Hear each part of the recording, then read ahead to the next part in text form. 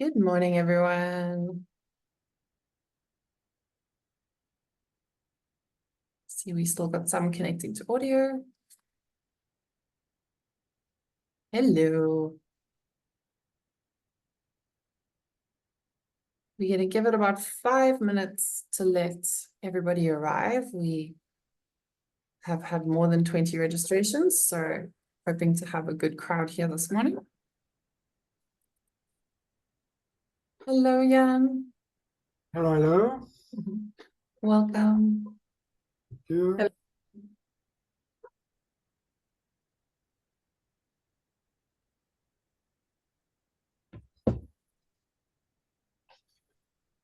So we'll wait another 4 minutes.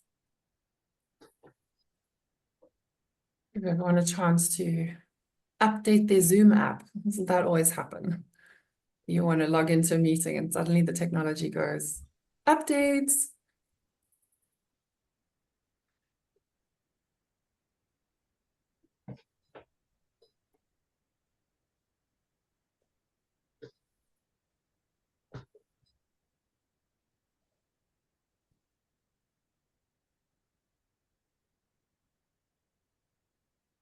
Welcome to those that have joined. You can give it another few minutes or somebody else.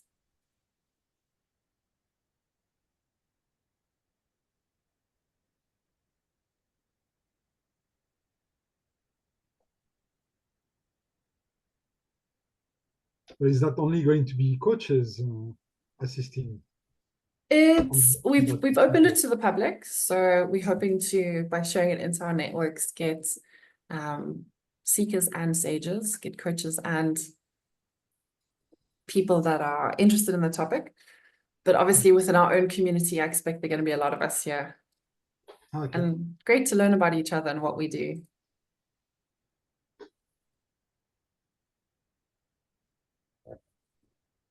It's one thing to see each other in a WhatsApp group and on a portal and in the community spaces, but I haven't actually sat and chatted to every single person yet.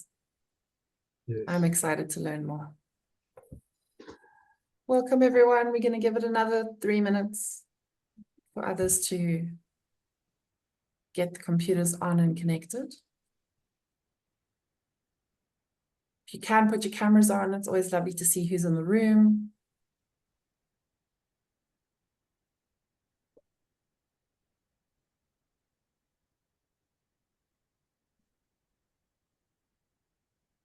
Hello, Simone/Gabby.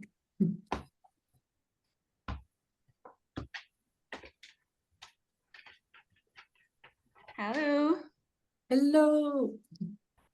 Hey, can you hear me? We can hear you. How's your side of the world? Is it raining by you? Pissing with rain. Yeah. However, I have a technical difficulty. It says, sorry, hi everyone. Let me try.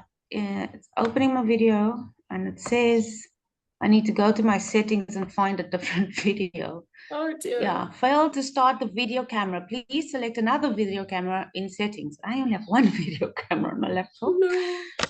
Okay, well, you're here. So glad Yes. that you're here, our co-collaborator. Yay. Hello, everyone. We'll give it another minute. Hello, Zani. It's nice to see the face behind all the hard work. Yay. Hi, Gabby. Thank you. Absolute pleasure. Yeah, it's good for all of us to come together. First one. Absolutely. And just to have as much fun as possible, right? While we are exploring curiously. I think that's like the big thing here. It's like, let's just have fun. There's so many serious things. Let's have fun and see if we can, make money and have fun and share our gifts and just flow. Yeah, discover and explore. Yeah. My favorite things to do. Now, I was saying earlier, it's like we're all alongside each other in various community spaces, but to learn about each other and to share with anyone else who's interested is so exciting. Okay, we've gone 12:05. I'll let other people in as they arrive. Yeah, for those that are here right now, we're wanting to create quite a fluid space.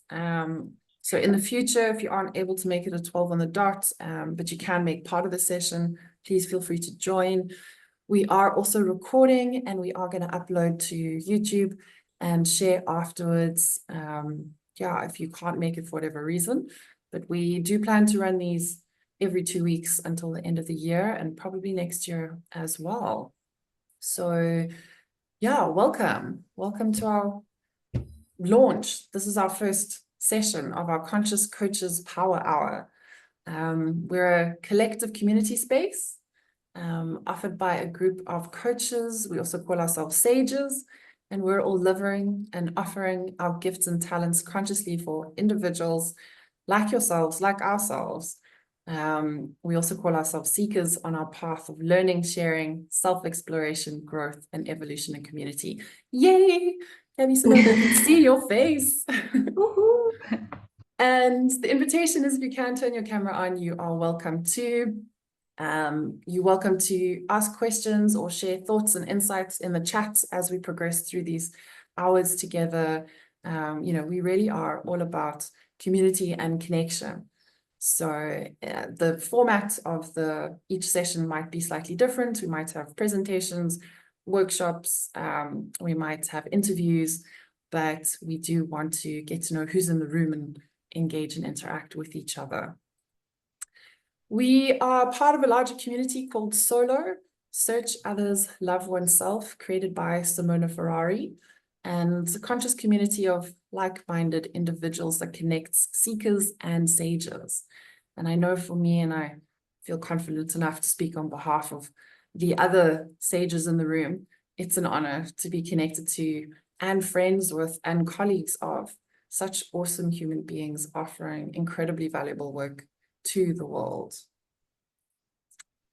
Today, we've got our first sage, Zani Lombard, Lilangoma and Kuchina, and she's going to speak about her unique gifts and her offering to the world on the topic of our traps, our virtues, our soul contract, and retrieving soul pieces. It's quite a lot of very interesting and intricately interrelated aspects there. So yeah, without much more, welcome Zani, and over to you. Thokoza, aloha, Camague, namaste. Welcome to everyone who has shown up today. It's a big one. So, you know, the first step is always showing up. So well done for showing up, guys.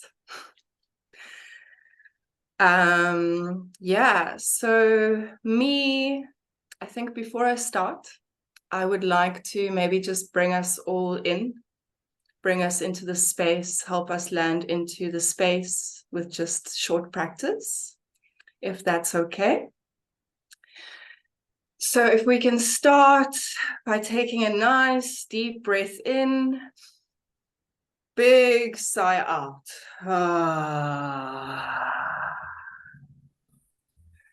Deep breath in, big sigh out. One more. Deep breath in, big sigh out.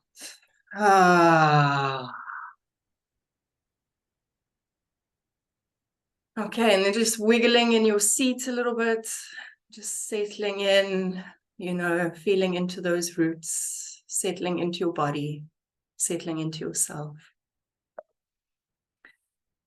Yeah. Okay, welcome, welcome. So me, myself, and I am Zani Lombard. I also have quite a few other names that I'm now going to bring in that come with all the works that I have done. And also just to tell the story of my names, which is really beautiful. So my first name is Zani, that was given to me at birth. Zani means flowering rose. The second name that I have was also given to me at birth. It is my Sotho name, which is Muriegi, which means coming light. My third name is Chichi, which is my Kuchina name. Kuchina is a chocolate shaman. And for me, the name Chichi came. It is associated with the Aztec land water deity Chalchiutlicue. And then my fourth name is Sophia, which is the name that came for me when I did my Sangoma Lilangoma naming ceremony. And Chichi means breast and Sophia means wisdom. So altogether, my names mean the flowering rose of the coming light of the breast of wisdom. So it's a really beautiful sort of story to carry, and each name carries its own strength, wisdom, and sort of resilience that I use in my practice. So the work that I'm presenting today is, you know, some may call it shadow work, some may call it many things, but we like to call it African healing or healer's toolkit. I first started doing this work actually exactly 7 years ago with a teacher named Peter von Maltese, Zamamvulu, the Rainmaker. So I did his African healing course 3 times over the space of 3 years. And then I actually sort of left the work for a very, very long time. And it's in the beginning of this year, the work came to speak again very loudly. And I did the course a 4th time with Zamamvulu's student, Robert Yule, Gentle Rain. And when I did the course with Gentle Rain, it really, really opened up. So yeah, I've done the course 4 times and I've been sitting with this medicine for 7 years now. So I am very, very excited to finally be able to present my sort of way of doing this work to the rest of the world, because it comes in with the beauty way, the gentle path, the rose path, with gentleness, grace, and kindness, really just stepping into the light. Yeah, okay, so what this work consists of, you know, when I first went to Peter, you know, he asked me, he was like, what do you think is the strongest frequency in this world? And I said to him, I think it's love. And he was like, yes, love is a very strong frequency. But is it the strongest? And then I said, unconditional love. And he laughed. And he said, yeah, close. But actually, the strongest frequency that we can work in and from in this time here now is equality. When we are in a place of equality, that is when we are operating with the finest frequency of existence. When we are in equality, we are not above anyone, we are not below anyone, we are just here, being equal to the rest of the world. So now to speak a little bit more into equality, because that's sort of the basis of what I teach here.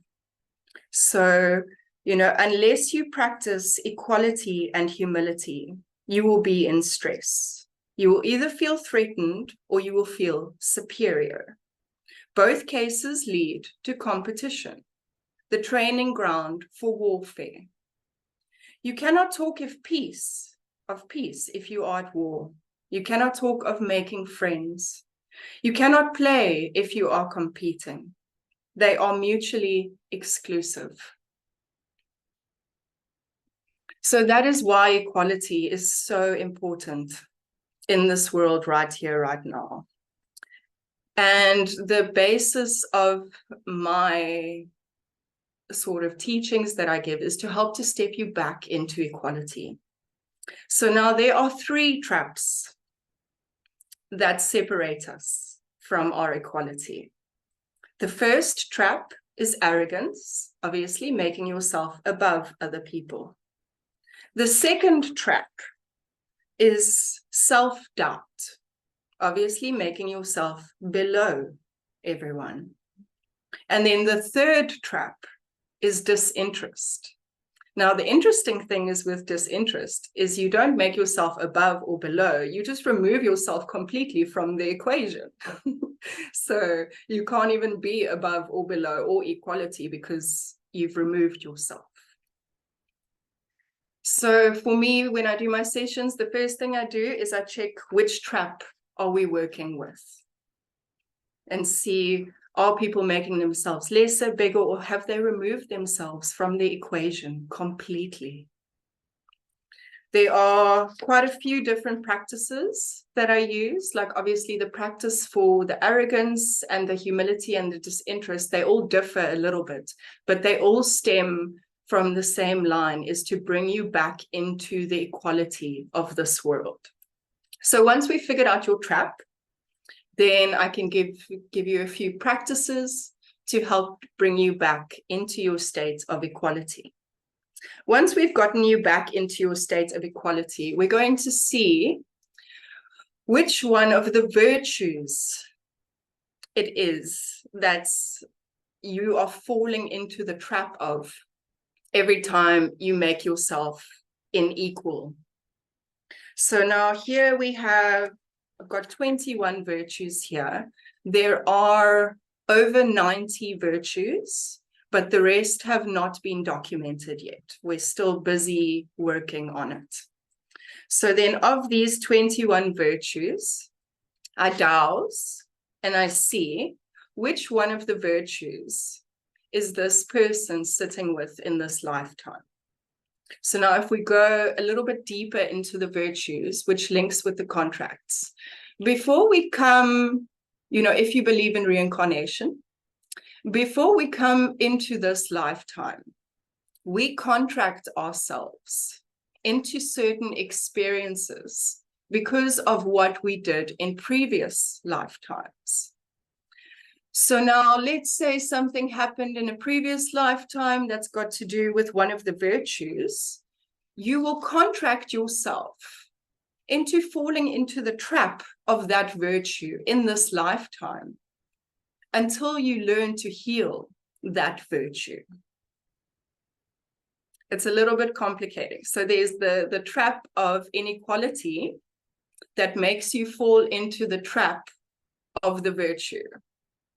So it's a trap that makes you fall into a trap that is linked to a virtue.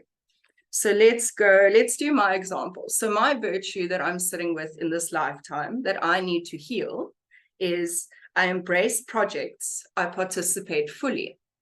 So now the trap, the negative part of that virtue that I sit with is I power and control, I try to be a gentleman, and I benefit from helping everyone. So it's been very big teachings for me to step away from trying to control things, and as well from allowing situations where I have to be a gentleman, but essentially hurting myself in order to make others feel comfortable. An example of this would be, so I was supposed to go for a first aid course on Saturday. Saturday morning, we were there 8 o'clock. The guy doing the course was over 40 minutes late. And instead of staying and still waiting, I left. So for me, the choosing to leave, the choosing to not embrace the project was the healing of the virtue. If we can go into other examples, let's see here. Oh, I greet all beings and made them feel safe. I recently dowsed for a gentleman, and that's the one that came up for him. And he said, no, but I'm able to greet everyone. And I was like, yes, sure. But then later on, it came out that he's not able to greet women that he wants to be romantic with and make them feel safe. Instead of saying to the woman, hey, I like you, can we go on a date? He would offer them a session or offer them work and like try and weave the romantic things in there instead of just speaking clearly and truly about what his intentions are. So these virtues will not always, they don't always work in every single aspect of your life, but in certain aspects of your life, they will apply. And it's also, we have to heal them on many, many different layers. So I've had this virtue now for 7 years, and I think I'm on like the 4th layer of healing it now. And it's only now that it's really starting to ripple out in my life and make an effective change. So those are the virtues. So then you come, we scan what's your first trap, we scan which virtue it is we're working with, and then we look at the trap of that virtue. So now, once we found the virtue and the trap of that virtue, it's time to release the contracts. You know, medicine work is a very tricky thing. Self-work is a very tricky thing. You think that you've gone and healed yourself on all of these many different layers. But if you haven't gone and fixed the contract, it's just going to carry on happening. And it's just a vicious cycle going round and round and round. So then now the virtue is essentially the contract that you're working with in this lifetime. So then what we do is we can do a meditation where we go into different realms and actually go and metaphysically release you from the contract of this virtue.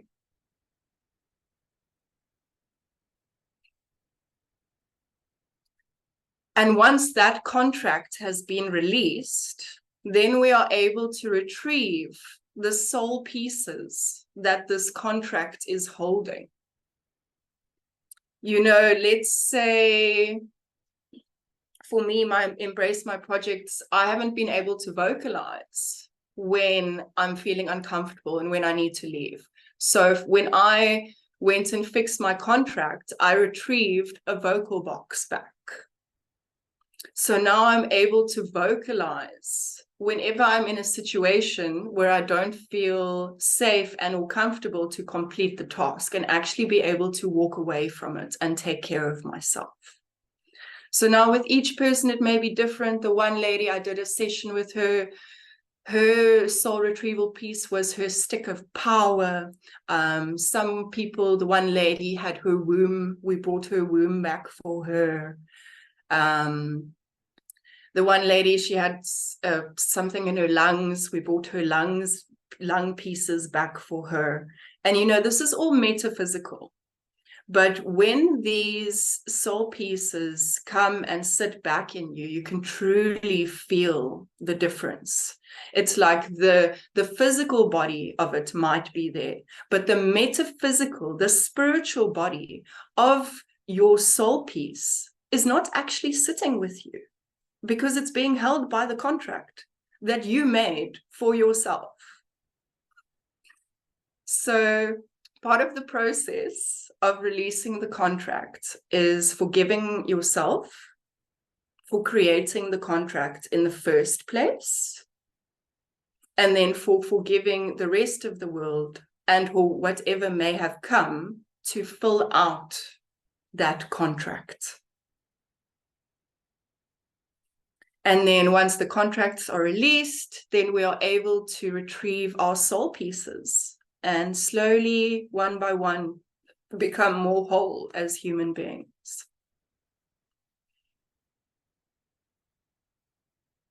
Yeah, so I think, yeah, that's it in a gist. Obviously, there's a lot of extra stuff, but that's sort of private and will come in when I do sessions with people. But that is the basic outline of what it is that I can offer as a conscious coach. Amazing, Zani. Thank you. Thank you. Yeah, I had a session with Zani once. It was incredible. It's hard to describe it or even imagine what it's like until you're actually there and in it. But I certainly felt like I grounded myself and reclaimed a piece of myself after that.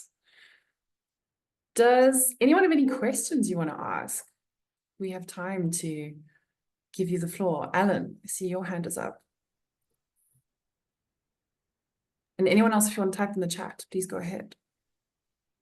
I found the virtues a bit confusing. Maybe you could expand a little bit on that, and like the agreement at birth, the agreement, the commitment. What, I can't remember your term for it. You're muted, Zani. There we go. Okay, so the virtues. Can you so what confused you about them? Well, to me, virtues are generally a positive thing. This was the what I was getting from this was a negative of it, and that you're taking on a virtue for Yes. this lifetime. So the virtues are positive, but we fall into the traps of the virtues. And that is what prevents us from standing fully in the virtue. So there's the virtue, and then there's the trap of the virtue. And most of us are operating in sort of, the trap is essentially like the shadow side of the virtue. So most of us essentially are operating in the shadow side of the virtue.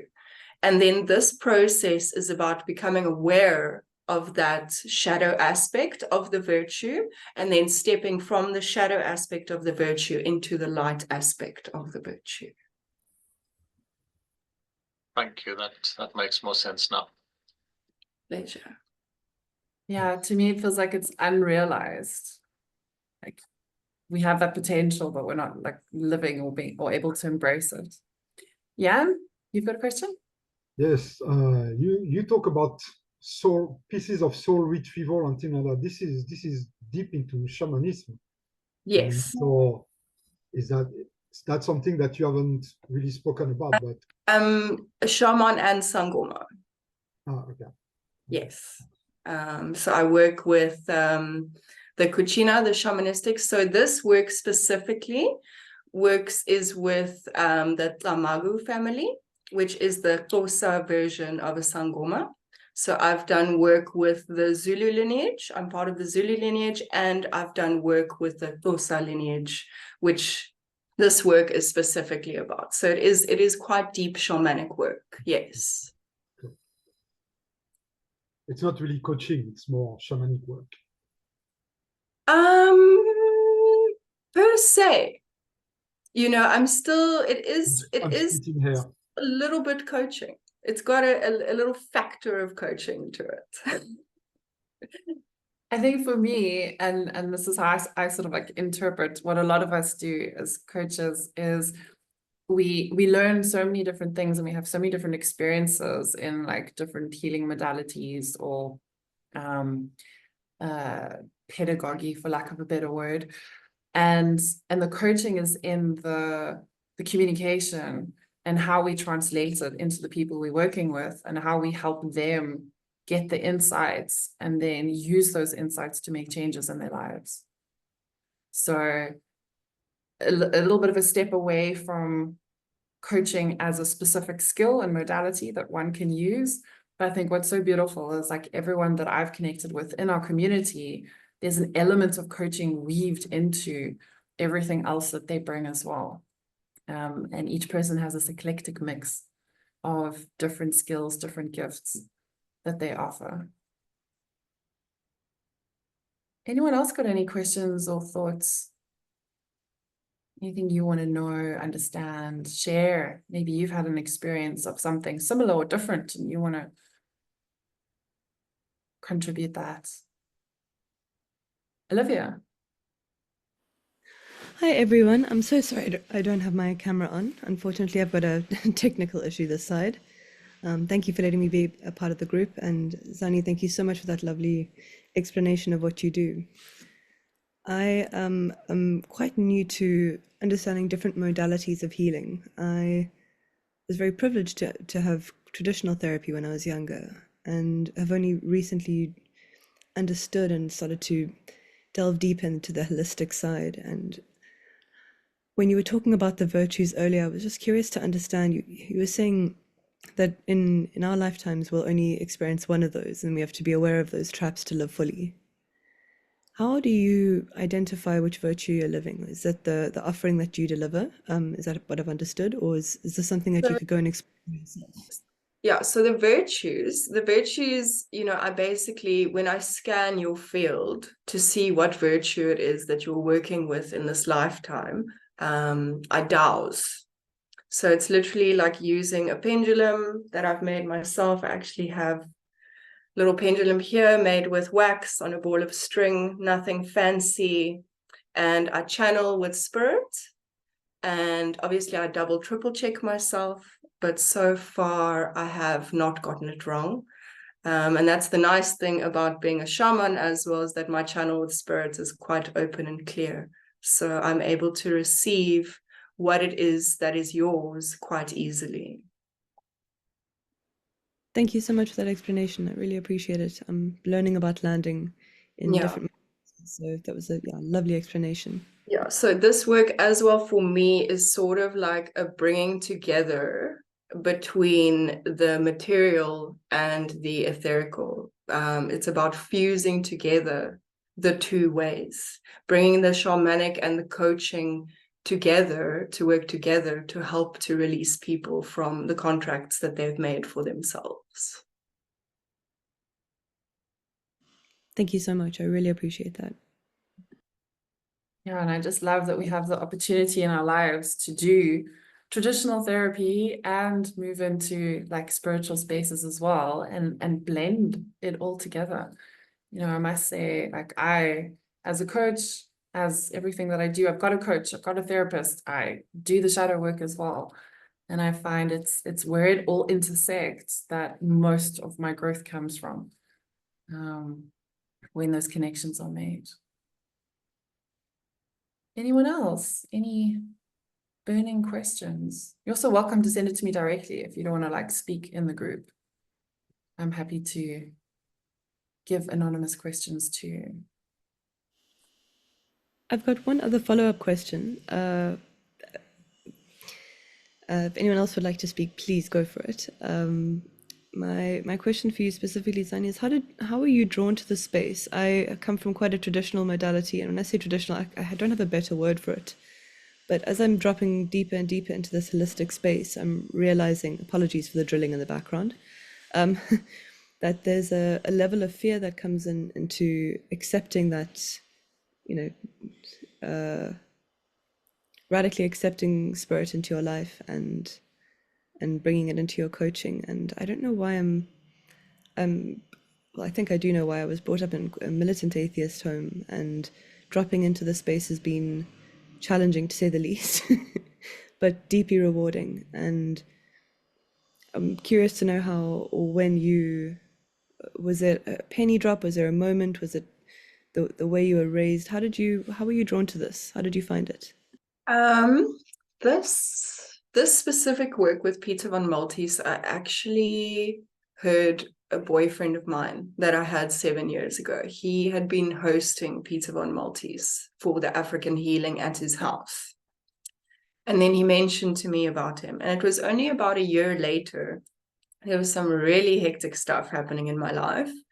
And everything was just pointing me to go to this teacher. And I'm so glad that I did, because the moment I went for a session with him, my whole life turned around. Like, I can't even tell you.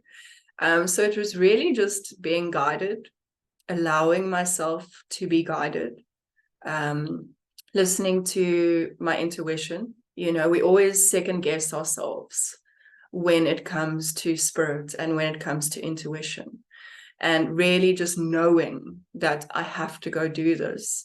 And that fear that you're talking about, I mean, I had big fear before I went to him. I had such big fear. I wanted to run so much. But one thing that I've learned in my 3 years of Lilangoma, Sangoma training is that if you want to run away, you actually need to run closer, because that fear means that there's about to be big change. I've been smiling this whole time. You can't see, but thank you. I deeply appreciate it. It's a pleasure. Oh, and that's the magic of these kinds of spaces, like being able to share this stuff with each other and have that feeling of like, oh, it's not just me, I'm not the only one. I mean, so much of this work is coming back to that integrity and inner wisdom with ourselves. Like when we can make that connection stronger and step into that flow, life is a lot more magical. But it's really tough because there's so much out there trying to pull us in so many different directions and sort of interfere with that. Beautiful question. Thank you, Olavia. Anybody else?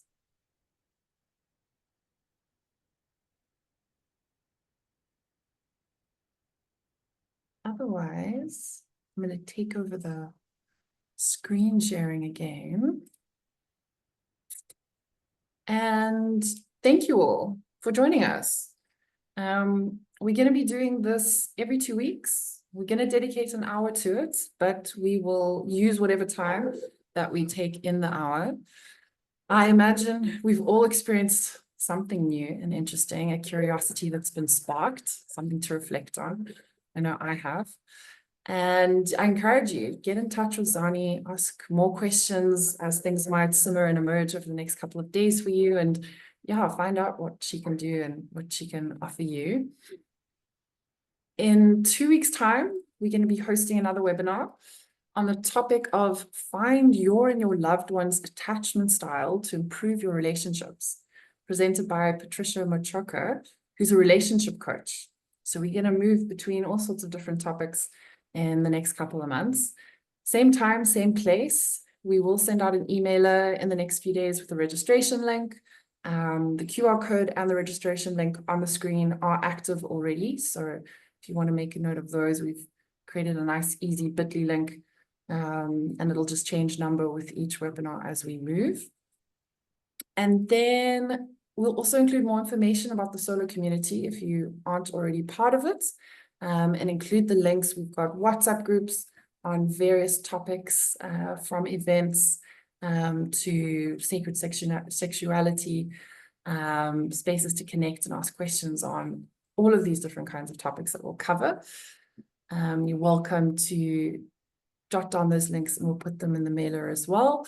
And then there's the online portal where you can discover all the coaches, all the practitioners, all the sages that are going to be sharing in these webinars through the next few months. So that is it from us today. Thank you for joining. Have an absolutely beautiful day further. And I really hope to see you again and again and again as we continue to connect, explore, engage, and discover more about each other and ourselves.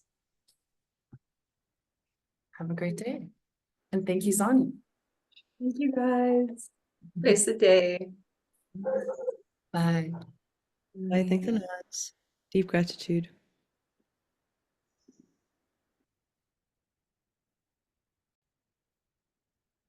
Zoom recording. Yeah.